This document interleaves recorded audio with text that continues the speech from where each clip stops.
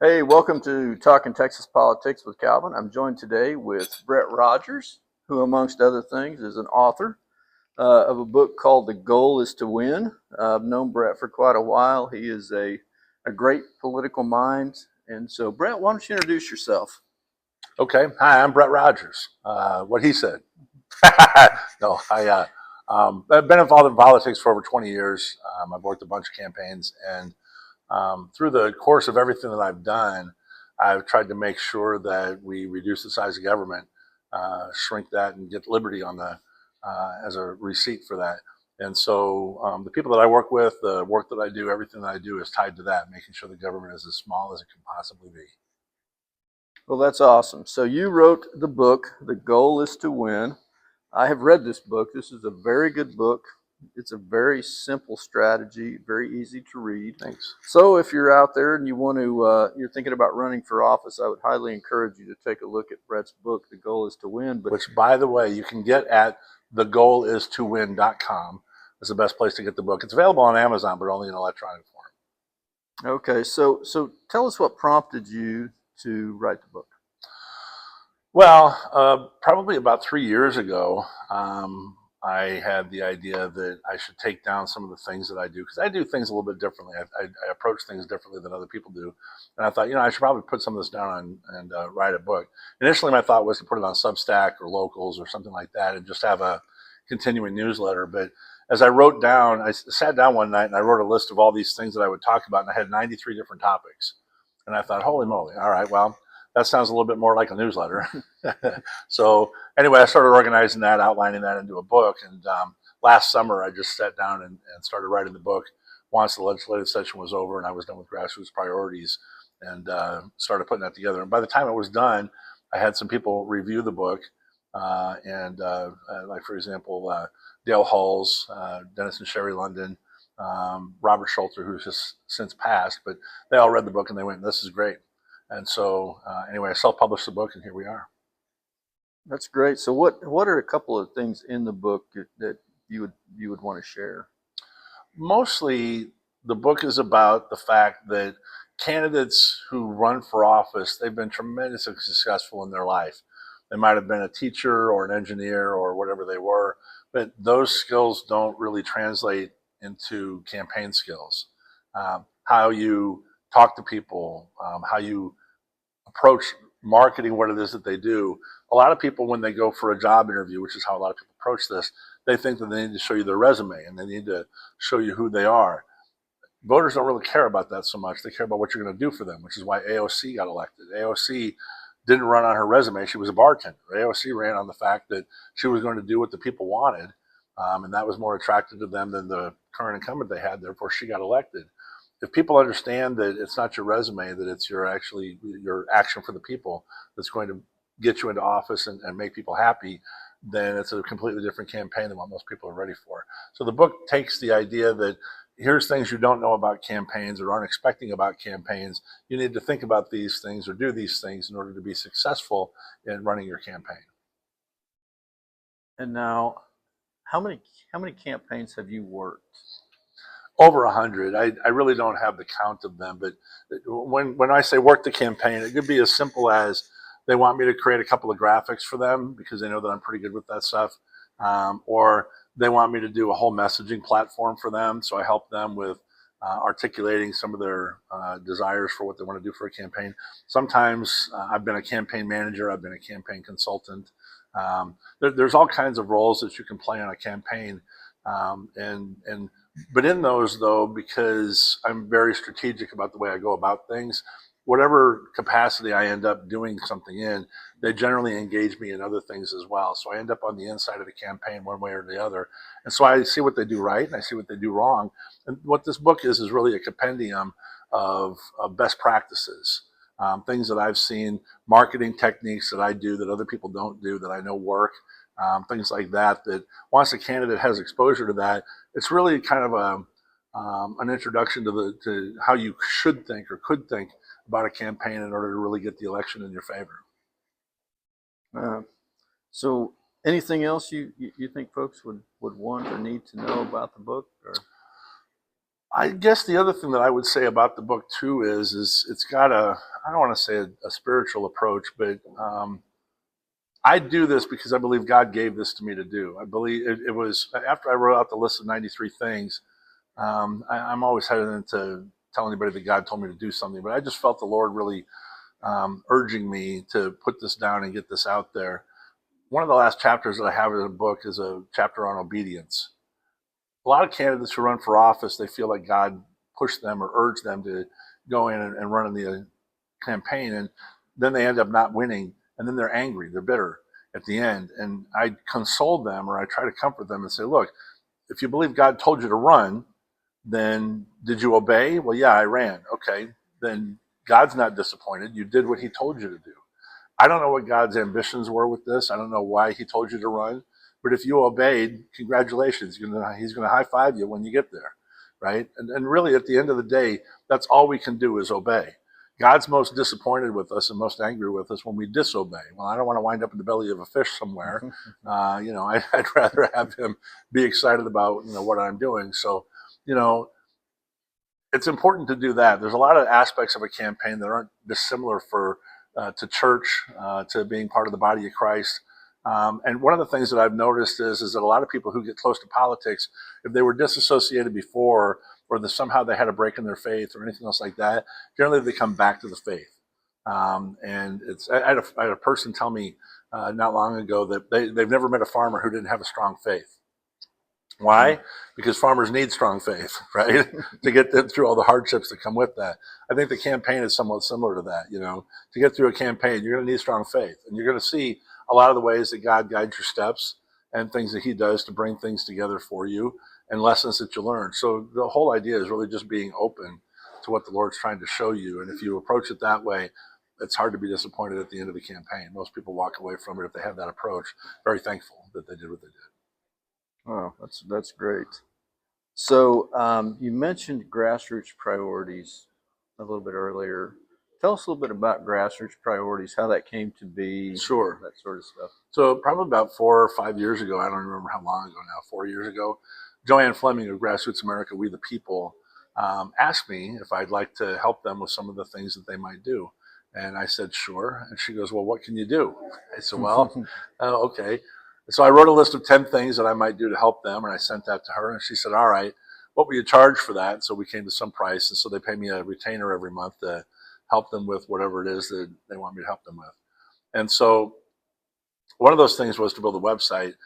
A long time ago, I had the ambition of building a website that would allow you to see who's in office, what they're doing in office, how long they've been in office, and I thought that'd be really good. There's some websites that kind of do that a little bit, but there wasn't anything really comprehensive. And so I thought, you know what, it'd be great to do that. Well, then after Grassroots America had hired me, I built a website that allowed us to message all of our people who were in the legislature so that we could say, hey, we want you to vote on this thing, right? And so through that mechanism, through Grassroots Priorities, over 150,000 emails were sent to the legislature during the 88th legislative session. You said 150,000? Yeah, 150,000 emails. Wow. Yeah. And so, my little server was busy. But in the course of that, though, I've done IT work for 30 years, and I've done enterprise level IT work for Wells Fargo Home Mortgage, for Blue Cross Blue Shield, and other organizations. So I thought it'd be really cool if we could take the legislative data that was available on Texas Legislature Online and pull that down and just start playing with it and seeing, kind of what's there. That was the first ambition with it. So in March, during the middle of the session, I did an initial poll of some things, scrubbing their website, pulling the data down, putting it back together. And I started noticing a few things, and I started showing that to Robert and to Joanne. And as I was doing that, they were both like, very interesting, right? So anyway, so that kind of accelerated until finally I was downloading all the testimony data, all the actions for all the bills, all the committee meetings and everything that happened. And so I had all of it. And so once it was done and I started to reassemble it, I started to notice some things. And one of the things I think we did that I really hadn't seen anybody else do was we noted the times that legislators disagreed with each other. And that's telling because let's say, for example, I'm a Democrat and I disagree with a Republican. Well, that's no surprise. We expect that. Mm-hmm. But let's say that I'm a Democrat and I'm agreeing with the Republican. And I'm not just agreeing with the Republican, I'm agreeing with the Republican a lot. Well, is it the Republican who's now off the range, or is it the Democrat who's off the range, right? And so what I started doing was taking a look at their disagreements and noticing that about half of our state house representatives were disagreeing more with Republicans than they were with Democrats. The Democrats, on the other hand, almost never disagree with Democrats more. And well, in fact, none of them ever disagree with Democrats more. And only once in a while do they disagree with the Republican um, um, less than they disagree with the Democrat, but mostly it's all the other. So we had about half of our Texas Republicans who were really hanging out over in liberal land. Anyway, putting that data together, being able to showcase that to the people and taking kind of something complicated like that and putting it in a way that people could look at it and go, wait a minute, there's something wrong here, right? And so that we put that out there. We started to get that together. We created a map that had purple and red and blue all over it that showed you where your purple Republicans were, the ones who were kind of confused and agreeing with Democrats more than they were with Republicans. We started showing that and started lining that up also with the Rice University survey. We noticed that the order of disagreements was very similar to the order of ranking that Rice University had. And so we think maybe that's part of their matrix of what they do. But anyway, so we started setting all of that stuff up, organizing all of that, and we realized we were onto something. And then fast forward further, later in the fall, I came up with the idea that all this complicated data, just volumes and volumes of things, it'd be easier if we could just create a little snapshot for people. So that's where House of Bad Cards came from. And House of Bad Cards, if you go to houseofbadcards.com, you'll see that it says last session's cards. But you can see that if you click on that, we basically created our own deck. And so the deck had 4 suits. Instead of hearts, diamonds, spades, and clubs, we had spenders, donkeys, elitists, and betrayers. And so those decks then we assigned according to how bad they were. We assigned all of the people to the cards. And we put 5 facts on each one of those cards about the people that were on the card. So, for example, Ryan Guillen, who's down on the border, he was a king of, I think, spenders, and or maybe ace of spenders. And so, because of that, we listed the 5 things that he did that no Republican should ever do. Anyway, that took off. A lot of people, first of all, thought it was kind of funny and clever, but also in a card now, you can see the misdeeds, if you will, of a person who was in office. And so it was used by a lot of campaigns across Texas. So now I think grassroots priorities and House of Bad Cards are kind of permanently died in the Texas political landscape now. And anyway, it's fun to do that, but it also goes to show that the people are really hungry for information. And the more we can present the information to them in a way that makes sense to them, that they can see for themselves and not just take somebody's word for it, the more likely they are to grab onto it and then use that data. Yeah. So in the last session, I actually used grassroots priorities to measure myself because I travel down. Oh, sure, yeah. And I do a lot of citizen input down there, and it was able to actually show me how successful I was. I don't know if you want to share a little bit about that, how you came up with that. Yeah, so the testimony data, when a person goes down to the Capitol and they either register for, which means they just write down their position on a bill for or against, or they testify, where they get a chance to talk to the committee and they testify for or against a bill. I downloaded all of those records, a ton of those, well over 100,000 of those incidences where they did that. And once that was done, then you can take a look at a person's quote success rate by taking a look at how often they agreed with the outcome for a bill. So if a bill died, then and they wanted it to die, then that was a success. If they wanted it to win and the bill actually went forward and won, then they got that success. And so it did that. But it also compared them to lobbying groups. So, for example, if Texas for Lawsuit Reform wanted to wanted to position itself a certain way on a bill, you might be in alignment with their position or against their position. So it also allowed me to be able to see where you were in alignment with other lobbying groups and stuff like that. And so behind the scenes, we know all of that, but we took that whole idea and we made it so that people can go to the website, look for themselves, see where they testified, and then see what their outcome was so that they can determine, was that good, was that bad? But it's interesting to do that. And I think it's also interesting then to see the other people, because Texas Legislature Online doesn't really do this. When you go and look at a bill, it doesn't show you all the people who testified for or against the bill. You actually have to go and look at the minute records for those testimonials. What they have are the meeting minutes or the witness list, I think they call it.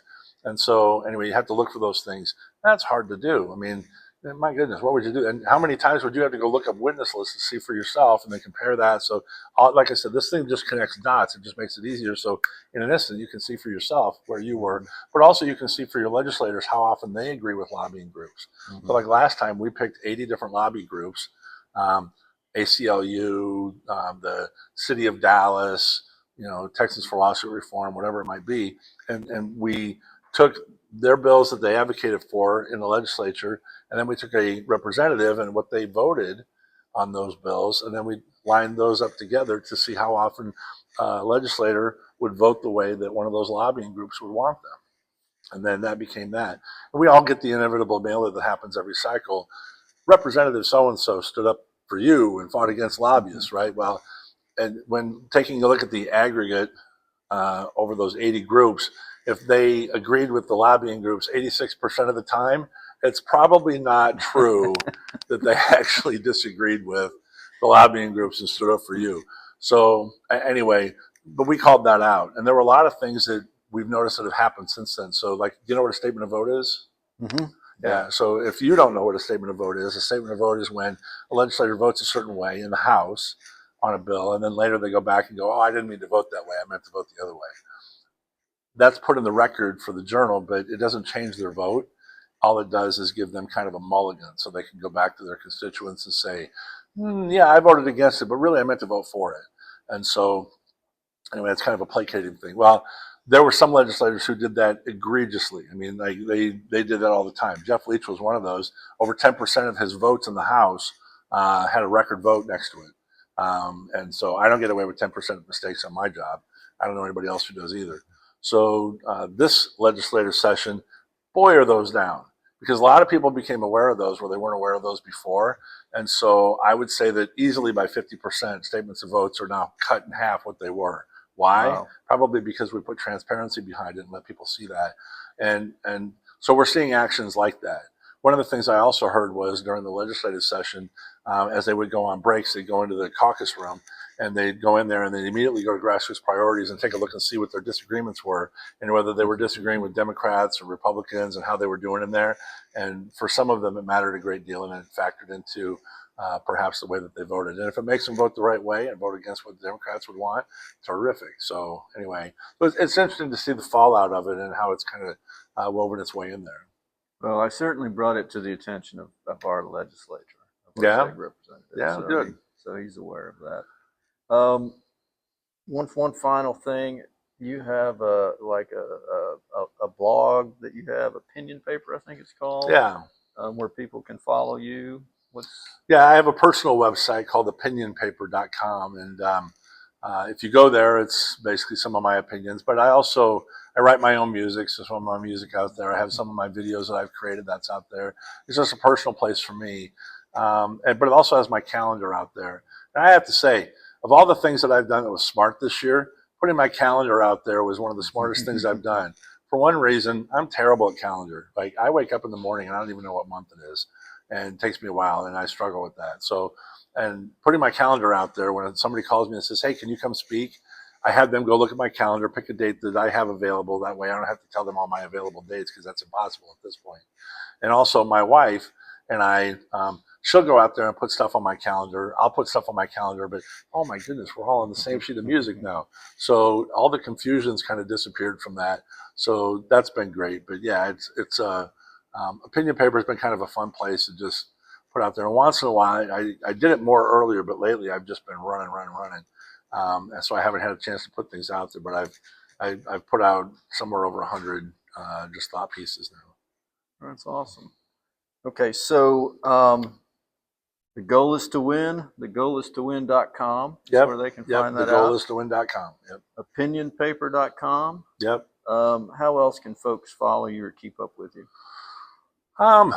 Goodness. Well, I would say actually, first of all, I'm flattered if anybody wants to, but I think more importantly, though, what I would urge you to do is all of you know 150 people by first name, friends, family, neighbors, coworkers, people you go to church with. Try to network with as many of them as you possibly can, because if we get just one more person to vote with us in any election who wouldn't have otherwise voted, then we double our vote. And by doing that, we create an army incrementally that can actually win and overwhelm any election. And so one of the things that we're seeing is that by taking that approach, by trying to multiply the vote, so to speak, by trying to do that, we end up winning elections. And the only reason I'm in this is for freedom. Politics is a weird kind of dramatic thing. I'd rather not be in politics, but somebody said really smartly a long time ago that eternal vigilance was necessary. So if that's what I got to do, then that's what I got to do. And I would just urge people to do that. Just talk. God gave you a big, beautiful mouth. Go use it. And the more you use it, the more likely you are to be able to get people to help you do the right thing. So. Well, thank you very much. It's always great to catch up with you. So I really appreciate you joining us today. And thanks everybody for joining us. God bless you and God bless Texas.